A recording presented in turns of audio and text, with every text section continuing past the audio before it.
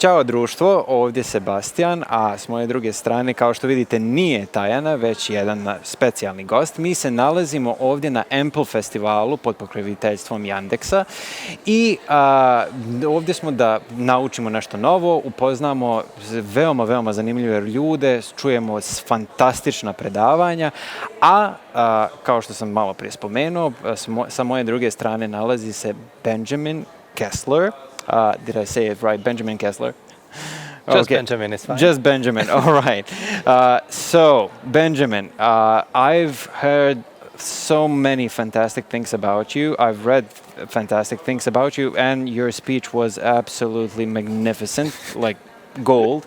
So, Thank but you. one interesting thing, my viewers already know that I'm a physicist that pivoted heavily into video, which was kind of weird. And you also are an engineer that pivoted into video and into branding and stuff. So my first question that's just out of my sheer curiosity is, what gives? How? Why? Well, I think I've always been interested in business and entrepreneurship. I think where I studied in France, I don't know, there was this path that was like, oh, if you're not sure of what you do, you can always do engineer and then you'll find stuff. And I've always been interested in bridges and constructions and things like that. That has always been fascinating to me. Yeah. And so I kind of went into that path, not very intentionally. And with time, during my studies, I started a first business and then a second mini business, like micro businesses during studies.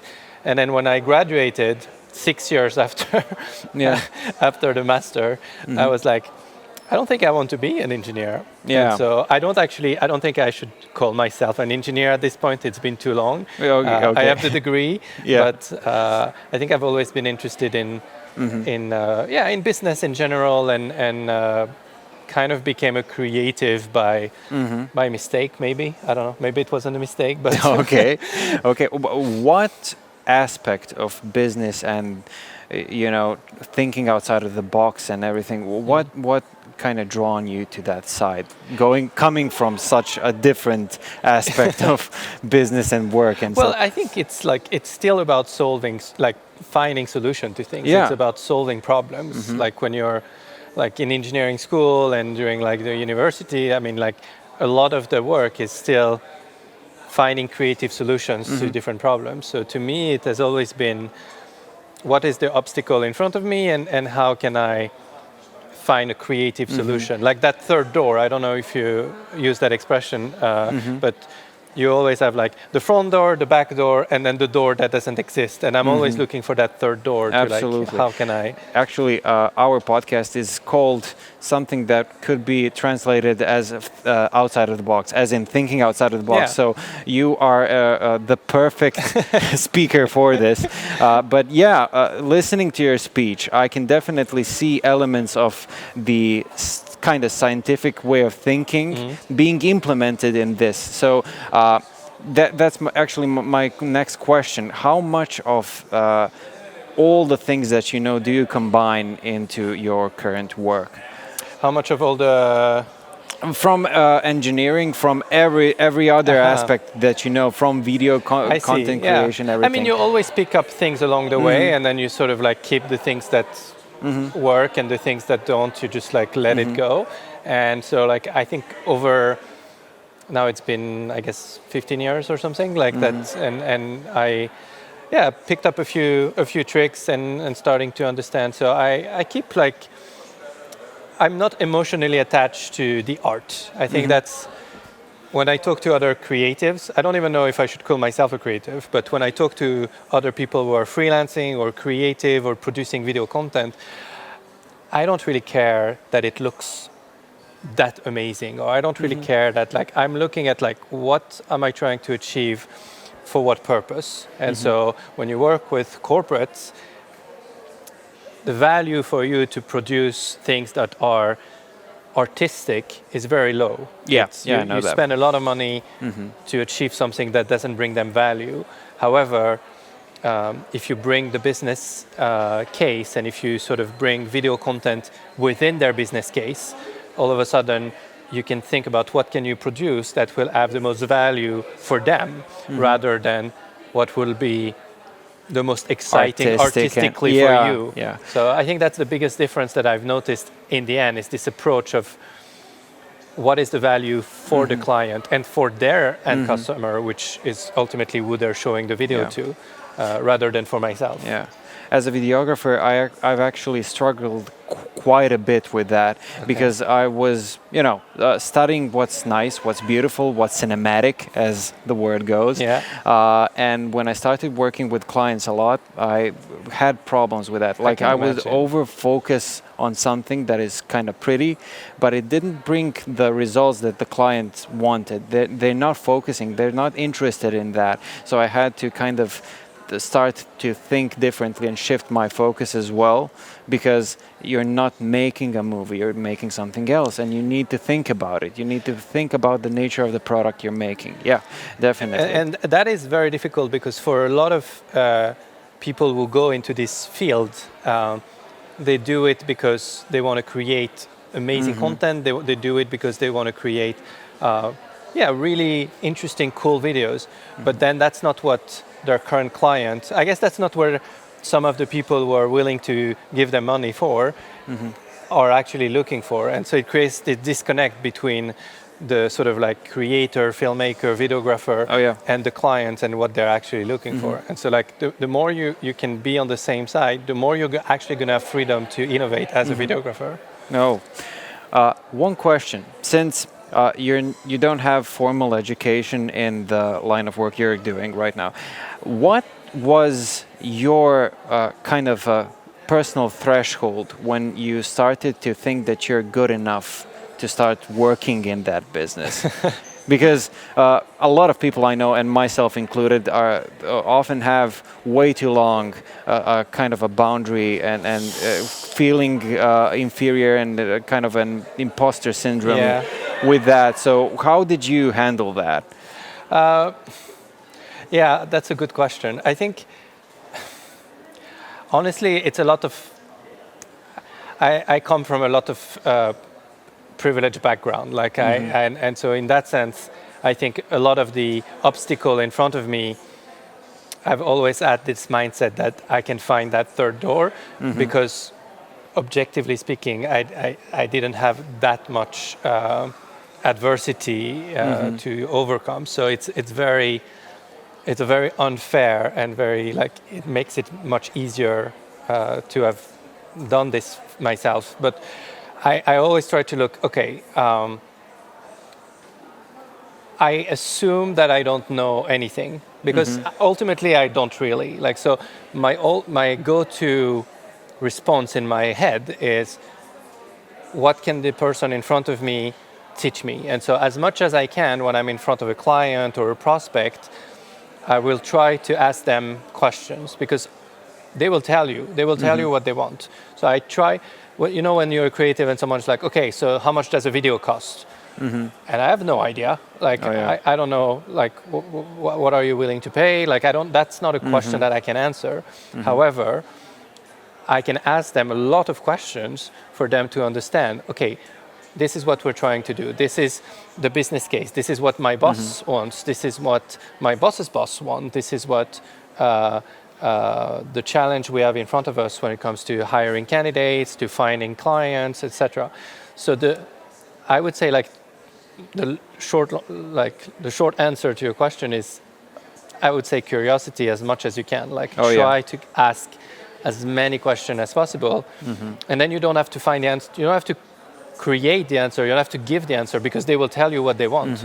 And you just then need to learn how to provide what is the thing that they want. At least when you start, then of course you get some expertise. Of course. You mentioned setting prices. That's also, in my opinion, one of the main symptoms of the imposter syndrome and everything we've been talking about. How do you approach it? Besides asking questions, do you have other strategies or? Yeah, I mean, asking question is still the number one thing that you should be doing. Like, I would say, like, the first 8 to-dos should be you asking questions. That is like literally you figuring out who is the decision maker, who's going to be impacted by this video, who's going to be impacted by that piece of content and how. And so like asking as many questions as possible. That being said, when it comes to pricing, what I see most freelancers and most creatives do is that they will look at every line item that is a cost for them. So I have to buy a camera, I have to go to the location with my car, I have to park my car, and then on their invoice or their quote, they would put like, okay, parking costs 12 euros for the day, car fuel 17 euro for the month, whatever, and they will put all this line item. But that's not something the client cares about. I mean, the client cares, are you going to deliver the value through your video? Absolutely. They don't care whether you park, they don't care whether you fly to the location, they don't care about this. So you have to figure out a way to price based on the value that it brings to the customers, not what it costs you. Yeah. And it's very difficult because that is the normal thing to do. Like you're like, okay, I'm buying a camera, it's costing me €1,000. Yeah. I need to at least get some money back for every shoot that I do, so I'm going to add €200 worth of equipment. Yeah. But again, the client doesn't care what cameras you're using, unless they're themselves an artistic, creative person. Yeah. But most of them, they don't care. They care whether or not you're going to be able to deliver an ad that is going to bring them candidate. They care whether or not you're going to be able to deliver an ad that is going to bring them clients or build authority. They don't care what camera you're using. While you're thinking about, I brought 3 lights, I spent this amount of money on fuel and stuff like that. Exactly. Yeah, it's kind of hard not thinking about the expenses you're going through, but it's definitely...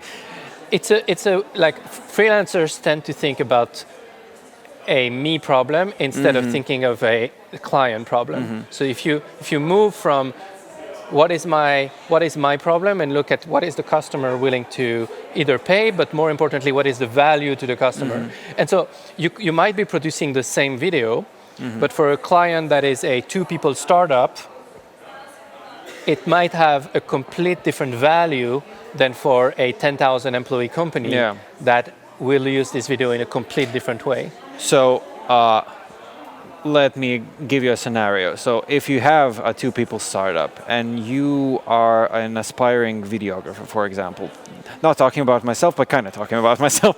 Anyway, so if you want to go straight out, full on, and kind of show what you can do, is it, in your opinion, a mistake to go for higher quality, just so you can achieve better clients?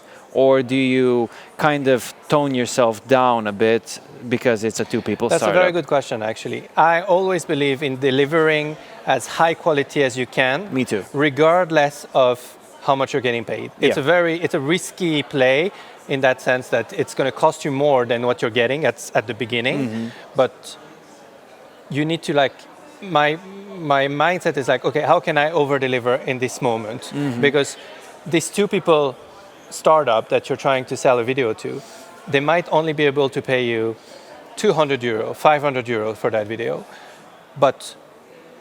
And for you, it's going to take you weeks to make it perfect. Yeah.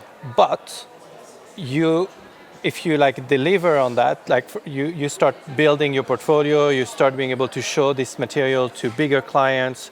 And so it's not, for them, it's a huge piece of work. It's maybe going to be their main video that they're spending half of their marketing budget on.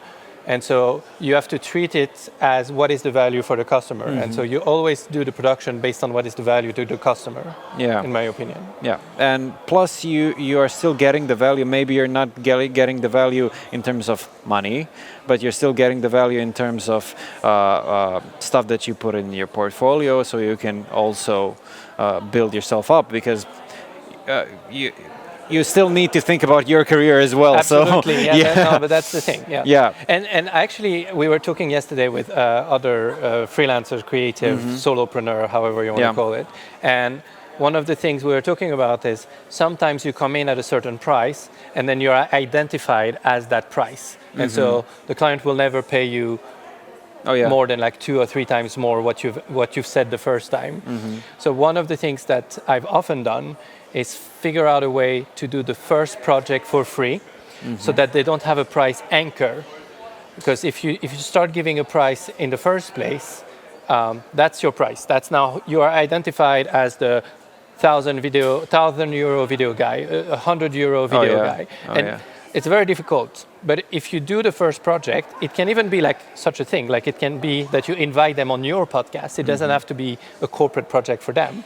But if you show them their skill through something that is not money, then after that, you can have a conversation about the value directly rather than the costs. Yeah, actually, I know a good friend of mine who went to a car show, and I think it was Bentley. He offered them to do photos and a few videos for free, and that absolutely launched his career. Yeah, it's a very controversial advice in the creative world. People absolutely believe that they should get paid for their work, which is a more than reasonable thing to do. It's again, I think this comes from like the ability to like not get paid for a certain amount of time through like your background. So if you have the ability to do it, it will launch your career, but it is not a popular advice out there. So and that's why I'm only saying like it's better for you to do something for free, a small thing for free, and then give your real price rather than doing something heavily discounted, because then you're never going to be able to reach your real price. What do you think is the boundary, the threshold, until when do you do stuff for free? You know, because okay, you'll have your first. I still do stuff for free. Yeah. Okay. That's I still exactly do stuff for free. I'm like like 8 years in. We have clients that are 5,000 employees, and I still do stuff for free for new prospects that I want to reach. Okay. But I don't do. I do it. I mean, now I have more freedom to do things for free. So I'm talking about the tactic, and it's a good tactic. So, like for example, one of the ways I got to have a new client was I invited one of the leaders to be on a mini talk show with me, like what you're doing with me, basically. Yeah. And we created a few videos out of this, and they were super happy about it. And it was like, how can you do this for us? And so this became like a really good way to get to meet someone rather than straight up asking them, can you buy this? They don't know what you can do. But with our field of work, you can show what you can do. And so that's how. That's amazing. That's gold. Okay, thanks. One more question. Since, in my opinion, you approach your work very outside of the box, very creatively, in my opinion. What inspires you? Where do you find the ideas? How do you approach your job? I consume a lot of content. Okay. And I try. So my clients are often like heavy B2B corporation. Like they're not necessarily like a small startup.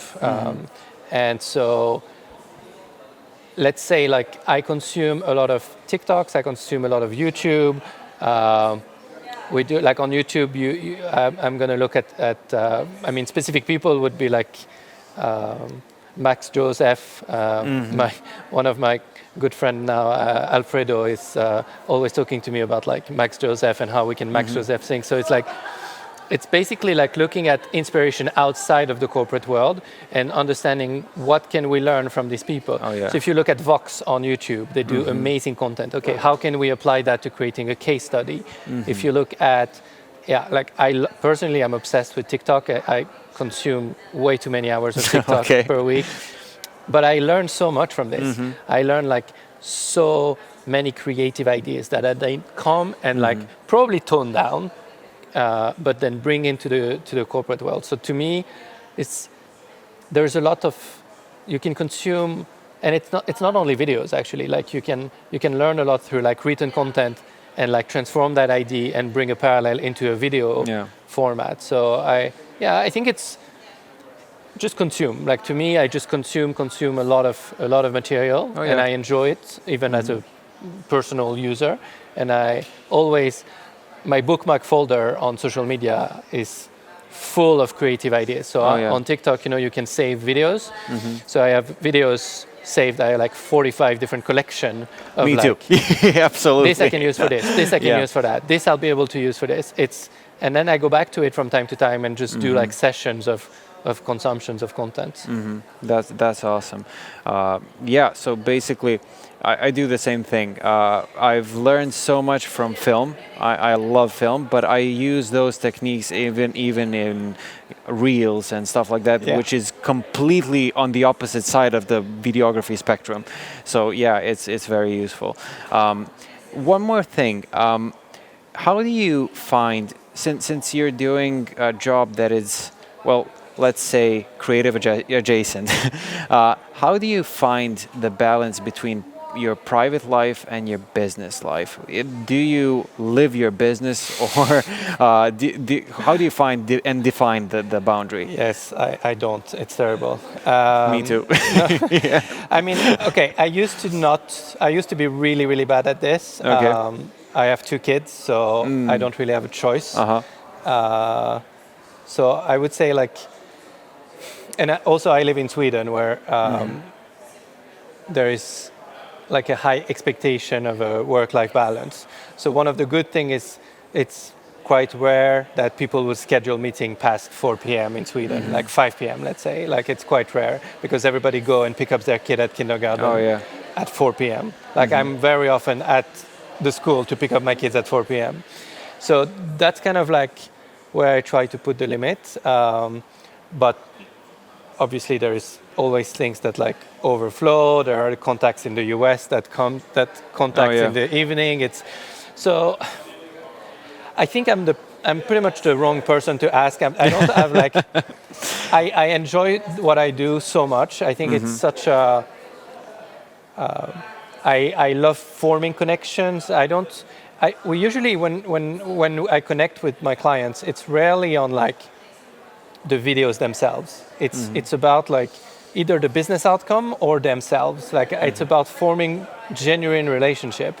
And I can say like that I have formed real friendships with clients, because we now are like basically on a texting level where we just like send each other things that are more closer to friendship than they are to client typical relationship, and that's what I enjoy. That organic approach is and I mean it's not fake. It's like I genuinely enjoy working with these people. I mean there is this guy on LinkedIn that I met on LinkedIn called Robin Daniels, and we basically now have a group chat about Taylor Swift, and we just chat about Taylor Swift all the time. Like that's amazing. So it's like I think this is finding like common ground with your clients. Plus, when you find something that you actually enjoy working on, I know from my experience that when I realized that I'm really into video, learning about it, even when I'm lying in bed and I've had such a bad day, and if I have like 5 more minutes, I'm gonna spend those 5 minutes learning something, like how to mimic moonlight in a studio scenario or something like that. So I think that it's incredibly important that you love what you do. But you learn also very passively. Like you can learn things very passively. It doesn't have to be that you watch a YouTube tutorial. It can just be like consuming content completely outside of your field and like getting inspiration from it. Seeing something randomly somewhere and you're like, I'm going to use that. Snap a picture. Absolutely. Like, as ads on the subway. I love ads on the subway. I get a million inspiration to do. I can do this in video. I always get like, this I can do in video. Do you jot it down? I take a lot of pictures, and then I have like folders. It's every app that I own is bookmarkable, basically. There's a bookmark on everything at this point. There's bookmark on my photo app, there's bookmark on TikTok, there's bookmark on Twitter, there's bookmark on all of them. That is I need to make a structure like that. Yeah, but yeah, that's very they're useful. coming up with softwares now. Like Yeah, Notion is kind of your best friend. It's starting to become my best friend at this point. Yeah. Anyway, I've been told that we're running short on time, but I'm definitely gonna pester you a bit more because I'm getting so much great advice from you. Happy to share. Thank you so much. It's been a pleasure meeting you and having you here in our show podcast. And I appreciate you reaching out. Thank you. I hope you'll enjoy the rest of the festival. Yes, and I will. Thank you so much. Awesome. Narode, hvala vam mnogo što ste poslušali. Ovo je bio Benjamin Kesler. Nadam se da vam je bilo fino, a u sljedećem podcastu vam dolazi Tajana sa još također zanimljivim gostom. Vidimo se. Ćao!